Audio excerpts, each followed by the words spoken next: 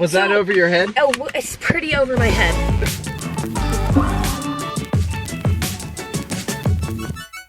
Good morning, guys. We're getting ready to go to an early morning appointment for Mary's immunology follow-up. She got a ton of blood work after our last appointment, and we're gonna talk about IVIG.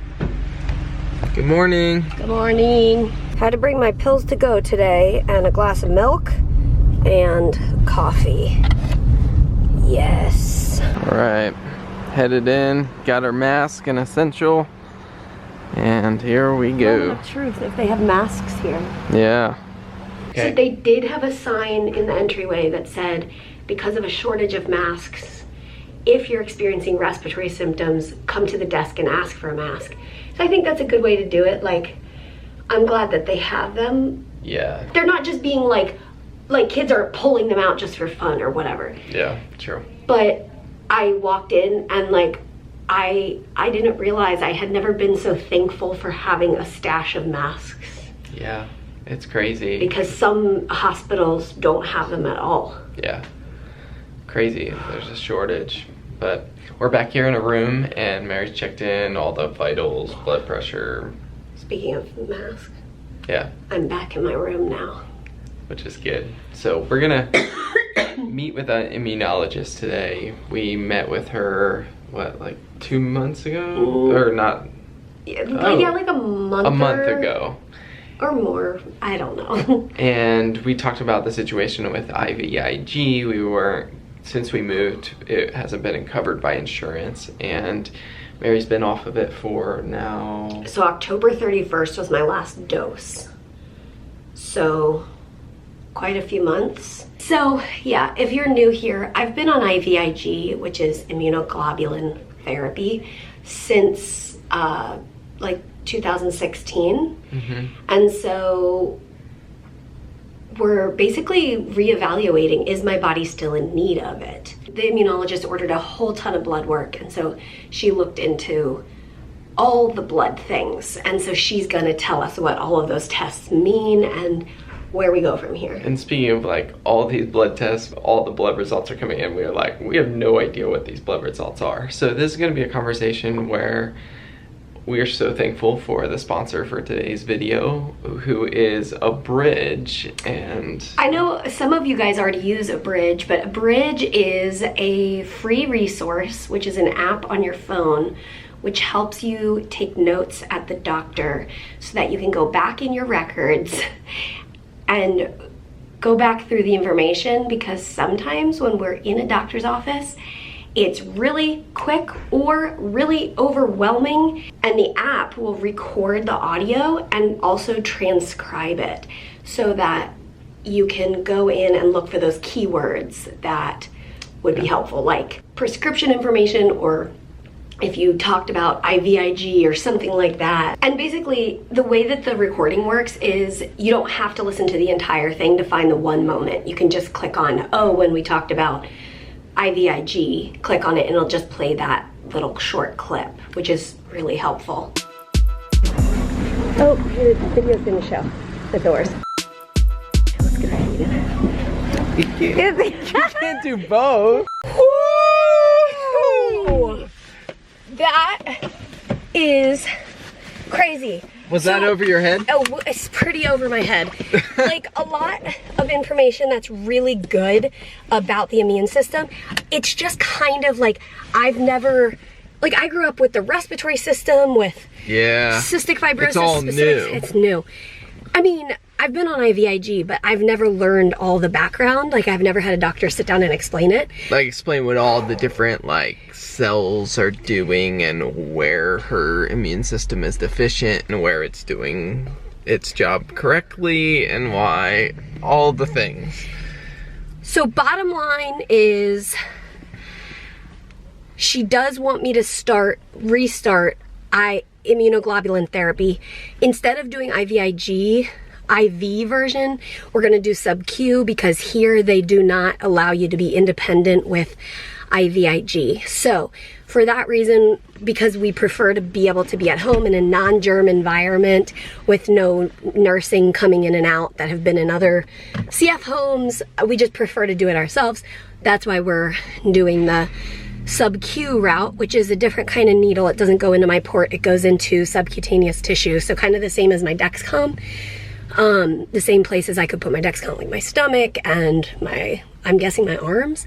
But we've got to learn. That's all new to us. Yeah, so a home care person will come out and give us a Sub-Q education. Yeah, so after our conversation with the doctor, I stopped the recording, and as you can see, it is processing the audio. So one of the things about having an app that records your conversation and your medical information is it's obviously important to have an app that's completely secure. And this app was created by a doctor. He's a cardiologist, and he just had a heart for his patients to be able to have their own record of what they talked about at the doctor's office. And so because he acknowledges the fact that it can be so overwhelming. So what the app does is no humans will ever see that record. It's a secure technology that will process the information and use an algorithm to highlight those key terms. So later on today, we'll show you, once it's finished processing the audio, what those key highlights look like from our appointment. So if you guys have not done so already, you can download the Abridge app for free. I have gotten so many messages over the last few months. Hey Mary, what's that app? My mom's about to go into an appointment and she needs some help. Hey Mary, what's that app? I am so overwhelmed. I have to go see an immunologist for the first time. And every time I get those messages, I'm so grateful that there is a free resource that I'm able to send your way. So from us to you, here is a resource. I hope it can be helpful for you guys. Click the link in the description. So, should we go home? Yes, please. I just remembered another aspect to the appointment, how when she was going through my lab work, she was like, your body's a little bit different. And I was like thinking, how very typical of my body to like not... Be atypical? Yeah, to not fit into the box. Like, this number is actually okay, but these numbers are not okay. And I mean, that's how it is with a lot of like the CF specific stuff, where it's like, this medicine is supposed to help me, but in fact it makes me very ill. So that's atypical or whatever, you know, all the tricky stuff. But all I know is right now I'm on a medication that does work for me, and I'm so thankful. And basically what Peter was just saying, the bottom line is she decided that we should go forward and do Sub-qIG.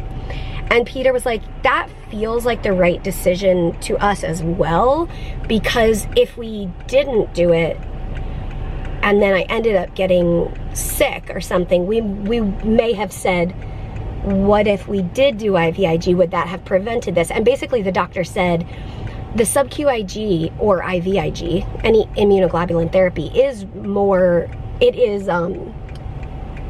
what's the word, precautionary? Prophylactic. Prophylactic, so precautionary, or like do it ahead of time so that it prevents or potentially helps to prevent.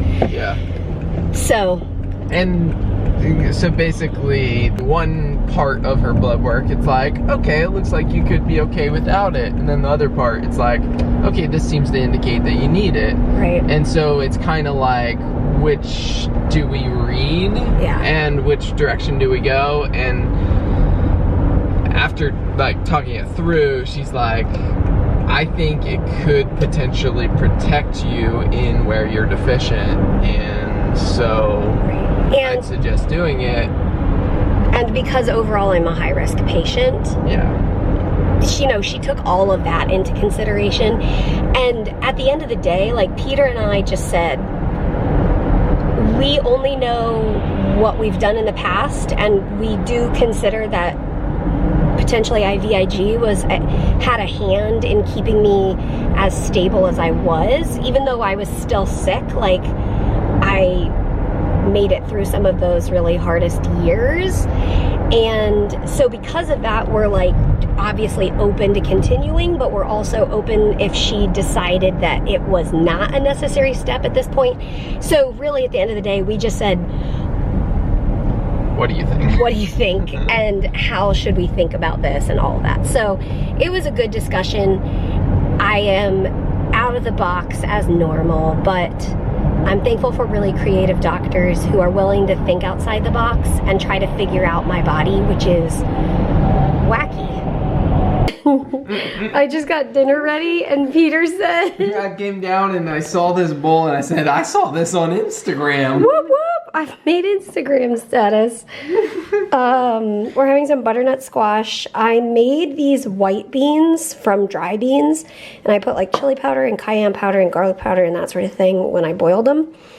And then these are just canned black beans that we used last night. And then asparagus, a fried egg, and some cheese and some strawberries. Look at this. So I'm not sure if you want to put any sour cream on it. I feel like I might put it on here, but we'll see what happens. Nice, thank you. Dishes, well, we'll get there. I think we did that when we got in the car earlier. What a day. Wow. That was a lot. Yes. And we've been working on a few things around the house and on our store this afternoon. And will the camera pick up this gorgeous sky? Oh, yes, you can totally see it. So beautiful. And all four of us are laying by the fire here, enjoying some rest.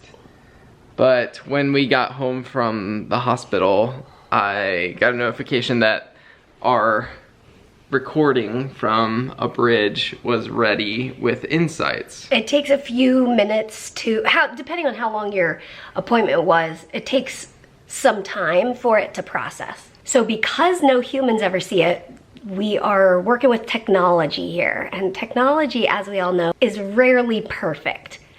However, as we read through the insights, it got so close, word for word. My whites, my like ANC would drop and I'd have to get Neupogen.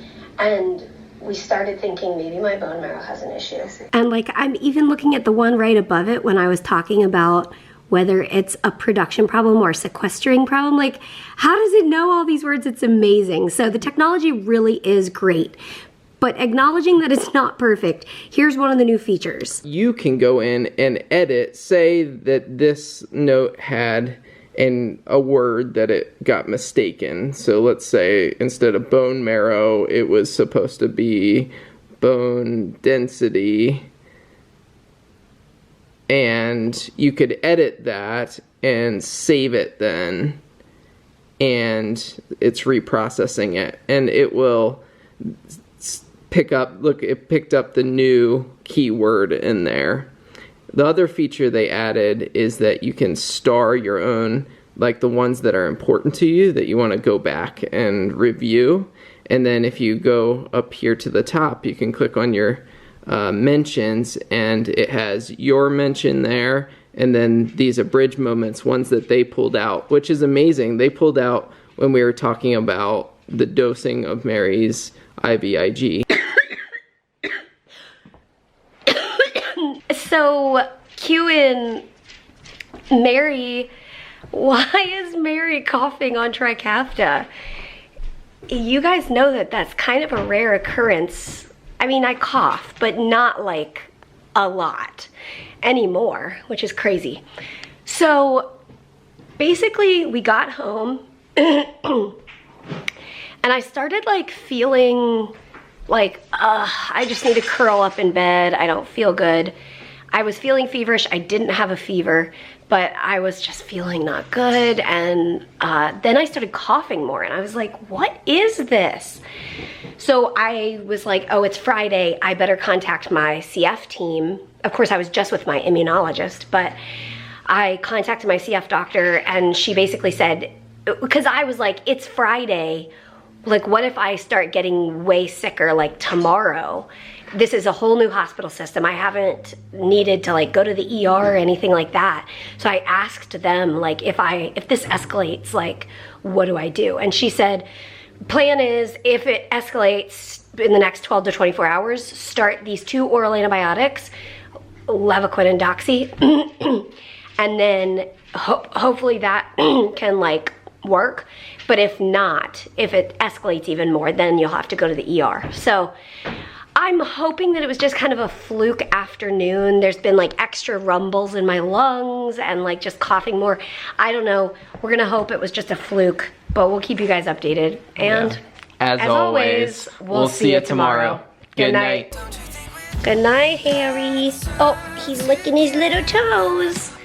And good night, Ollie. He's looking at me like, are you gonna come say good night? Good night, buddy. Have a good dinner.